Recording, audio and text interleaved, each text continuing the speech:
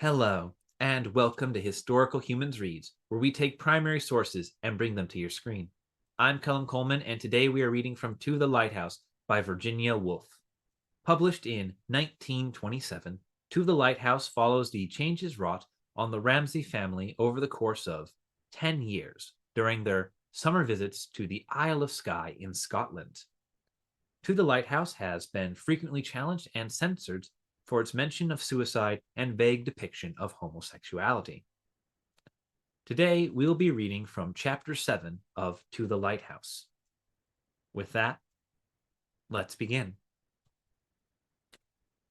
But his son hated him. He hated him for coming up to them, for stopping and looking down on them. He hated him for interrupting them. He hated him for the exaltation and sublimity of his gestures, for the magnificence of his head, for the exactingness and egotism, for there he stood, commanding them to attend to him. But most of all, he hated the twang and twitter of his father's emotion, which, vibrating round them, disturbed the perfect simplicity and good sense of his relations with his mother. By looking fixedly at the page, he hoped to make him move on. By pointing his finger at a word, he hoped to recall his mother's attention, which, he knew angrily, wavered instantly his father stopped. But no. Nothing would make Mr. Ramsay move on. There he stood, demanding sympathy. Mrs. Ramsay, who had been sitting loosely, folding her son in her arm, braced herself, and, half turning, seemed to raise herself with an effort, and at once to pour erect into the air a rain of energy, a column of spray, looking at the same time animated and alive, as if all her energies were being fused into force, burning and illuminating, quietly though she sat, taking up her stocking again. And into this delicious fecundity, this fountain and spray of life, the fatal sterility of the male plunged itself. Like a beak of brass, barren and bare.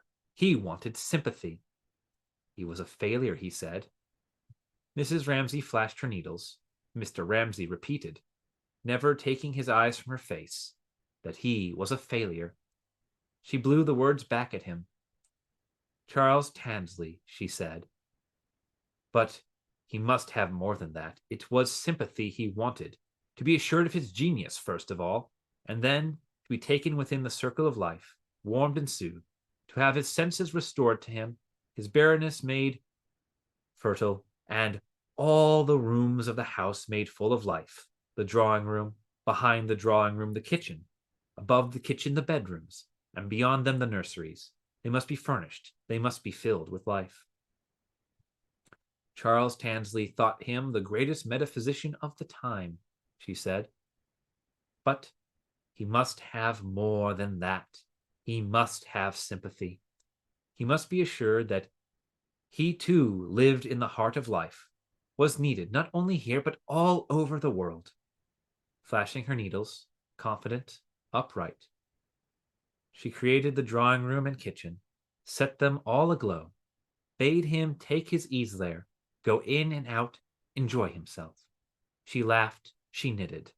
Standing between her knees, very stiff, James felt all her strength flaring up, to be drunk and quenched by the beak of brass, the arid scimitar of the male, which smote mercilessly again and again, demanding sympathy. He was a failure, he repeated. Well, look then, feel then, flashing her needles, glancing round about her, out of the window, into the room, at James himself, she assured him, beyond a shadow of a doubt, by her laugh, her poise, her competence, as a nurse carrying a light across a dark room assures a fractious child, that it was real. The house was full, the garden blooming. If he put implicit faith in her, nothing should hurt him. However deep he buried himself or climbed high, not for a second should he find himself without her. So boasting of her capacity to surround and protect, there was scarcely a shell of herself left for her to know herself by. All was so lavished and spent, and James, as he stood stiff between her knees, felt her rise in a rosy flowered fruit tree laid with leaves and dancing boughs into which the beak of brass, the arid scimitar of his father, the egotistical man, plunged and smote, demanding sympathy. Filled with her words, like a child who drops off satisfied, he said, at last, looking at her with humble gratitude, restored, renewed, that he would take a turn. He would watch the children playing cricket. He went. Immediately, Mrs. Ramsay seemed to fold herself together. One petal closed in another, and the whole fabric fell in exhaustion upon itself, so that she had only strength enough to move her finger in exquisite abandonment to exhaustion across the page of Grimm's fairy story, while there throbbed through her like a pulse in a spring which has expended its full width and now ceaselessly beats the rapture of successful creation.